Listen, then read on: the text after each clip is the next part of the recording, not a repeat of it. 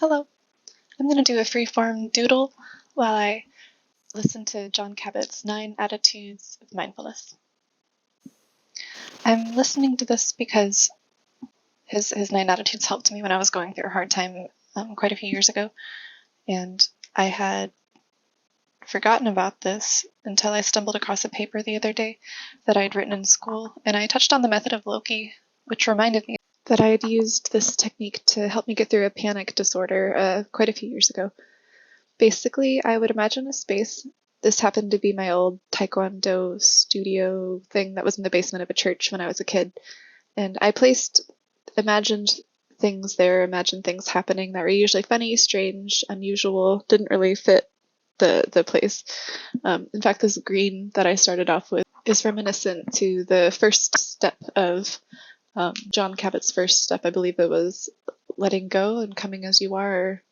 Actually, I don't remember. They all kind of fit together really well, so it's hard to remember what was what in what order. But I just remember a bunch of monks piled on top of each other, and they were all in this green aura together, but they all were in super funky positions, and it was basically like it doesn't matter where you're at, you don't have to sit in some like rigid posture or enter some special state. I stopped using this for quite a few years. I stopped using the technique, and I need to revive it because I am struggling. So I'm revisiting these attitudes, and I'm going to make myself a new method of Loki, but I thought it would be really nice to store my thoughts inside this image and in this video. My wildest dreams when beginning this were to have it so this drawing would be paired up with the 9 attitudes, and you could watch or listen to it along with it, but I mean, it was a little too lofty a goal for me, so I highly recommend listening to it anyway. You could listen to it instead of my voice, but I'm going to chat about it, and I'm going to chat about also that paper that I found it in, and I think it all ties together in a way that I enjoy, so I'm just going to explore that, and thanks for being here if you'd like. It was about how the surrealists fit into the idea of spiritual landscapes. And spiritual landscapes, I mean, I think any landscape, any painting can be a spiritual landscape if you like talk about it hard enough. I mean, anything can be anything if you talk about it hard enough. Like the game my brother and I used to play where we'd say a word and we had to bring it back to shrimp somehow, just like one word after another. Anyway,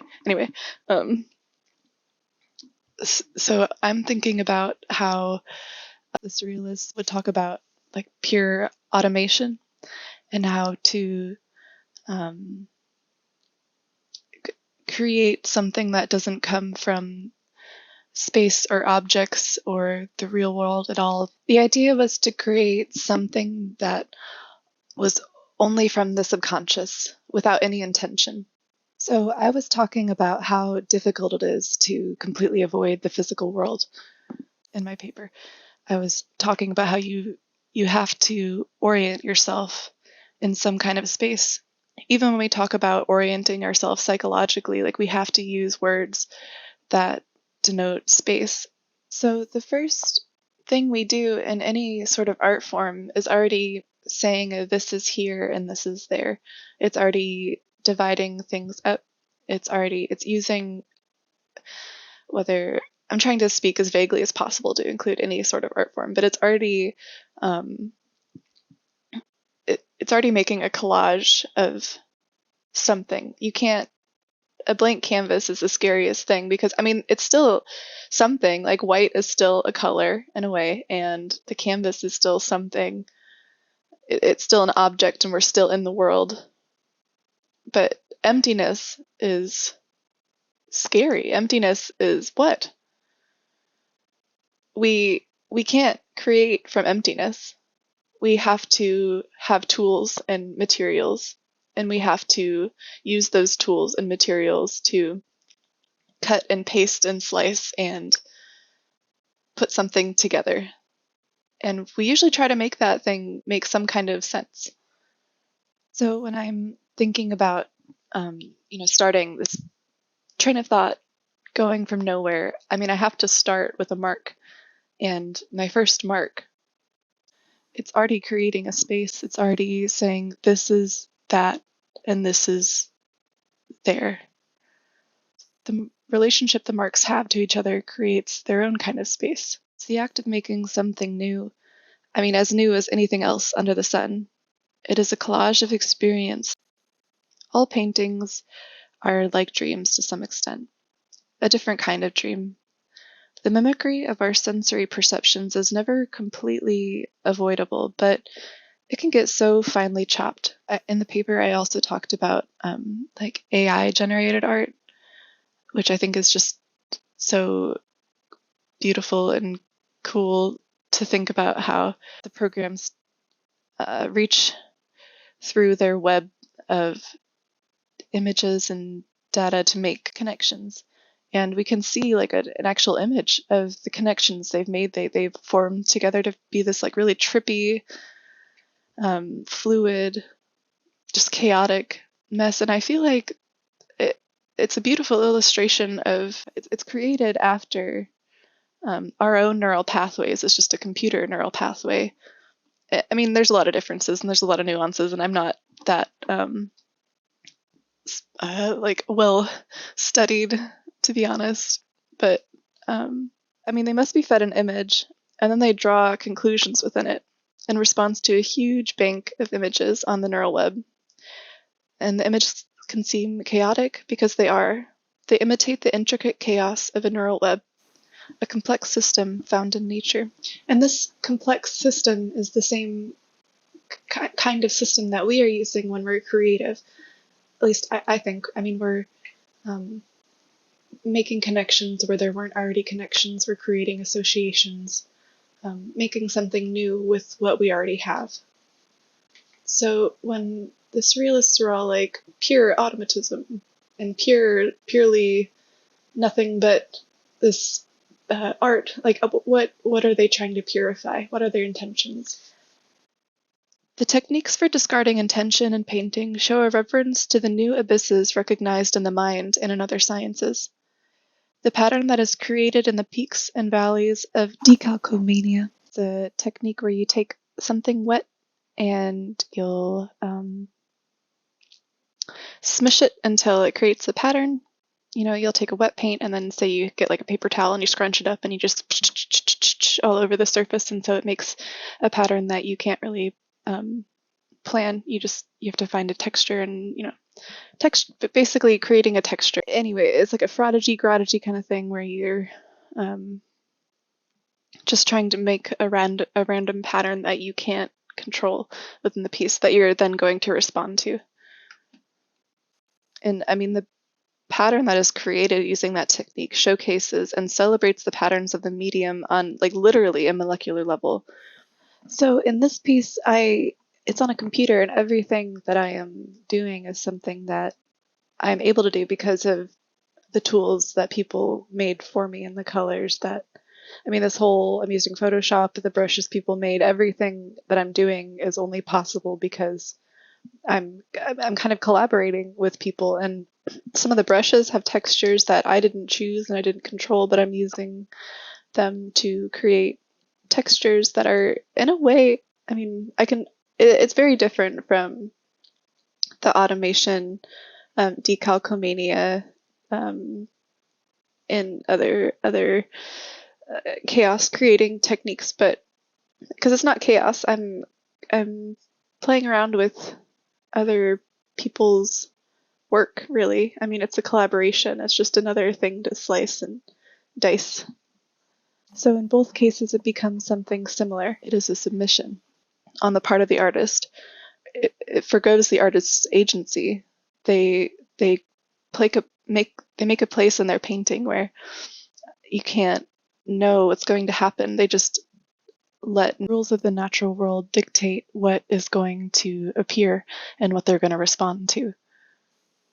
I think that's interesting, given the time that the surrealist movement was happening and given all the discoveries we've made during this time period where, you know, we have these new depths where we can't avoid the fact that we are so small and we only have our own perspective and only have this small part of the world that we can interpret and even understand. Space is huge, and we're understanding that things get smaller and smaller until it's almost as big as space. If I remember right, I read a study, or was reading studies, and realized that they had to make up smaller particles in order to be able to understand these particles that they're saying are already the smallest. And I'm just so tired. Okay, I don't want to take on that complaining tone, but I think about Ignaz Semmelweis. I feel like everyone should know who he is. I feel like he should be revered and have his own holiday. I don't know. I mean, he's the guy that was like, hey, maybe we should wash our hands as doctors before we go from an autopsy to helping someone give birth, because maybe the death on our hands will kill the babies. And he was right, but he was ridiculed. And the doctors were like, how dare you imply that I'm the one killing these babies? Like, I am the doctor. They couldn't accept it. So if I remember right, he died in like a mental hospital. He was not taken seriously until many years later. And so it's really cool that we even know that he's someone that was fighting and kind of did his own little studies to realize that the midwives who were only doing birthing and had like hand washing practices were having a lot of success delivering babies, but doctors who also handled all sorts of other things were the infant mortality rates were a lot higher. But nobody believed him, and he had evidence. Anyway, speaking of people that I'm just talking about how people don't like to admit that they don't know something, but there are so many things at any given time that we don't know within ourselves, like both physically and maybe mentally. Like, we don't know what dreams are. The idea of a study of mental health and mental properties is something very new if you think about the history of medicine. When we went through the Enlightenment period, people were thinking like people were totally rational and that you have to get to this perfect rational ideal. But we've begun to realize that we have to embrace the unknown because we can't be fully rational. We aren't big enough as humans to comprehend and internalize and understand every single aspect of what makes whatever it is that truth is. Wow, I am blabbering. Segue into talking about John Cabot and the idea of coming not to a place of emptiness, a special state of like not coming to that special state. He talks about this a lot. You're just being where you already are and changing the way you look at it and accepting the fact that you can't look at it as the whole picture all at once, and to just focus where you are and not judge it and let things go. And so that's the mindset I'm trying to take with this piece. And I think I'll continue trying to take it with more pieces because I really enjoy just going with the flow. I like making art. This is fun. I like this. It's good for me. I store information in my own way. It's not Method of Loki. And I do intend to make another Method of Loki with John Cabot-Zinn's principles because I need it right now. But listening to him over and over and watching myself make decisions and work through this space is it's very therapeutic.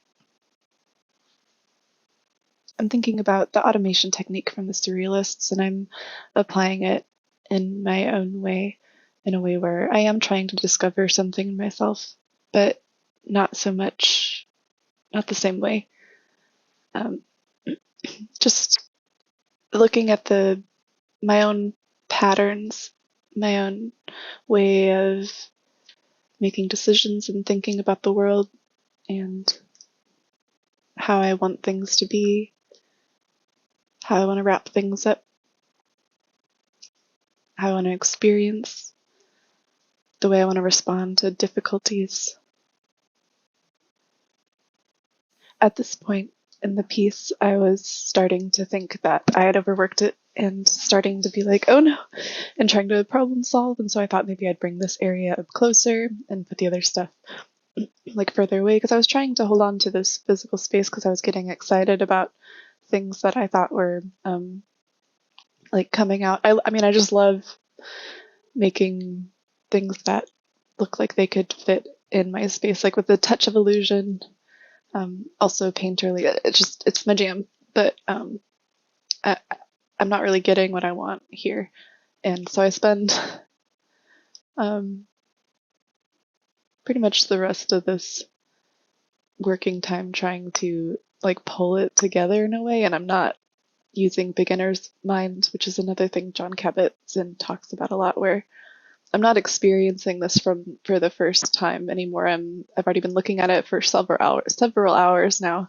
I think I've spent about 4 hours drawing, and so at the end I just want to be done. I'm tired, it's late, and I don't usually trust myself to go back and fix something I did yesterday, at least not at this point.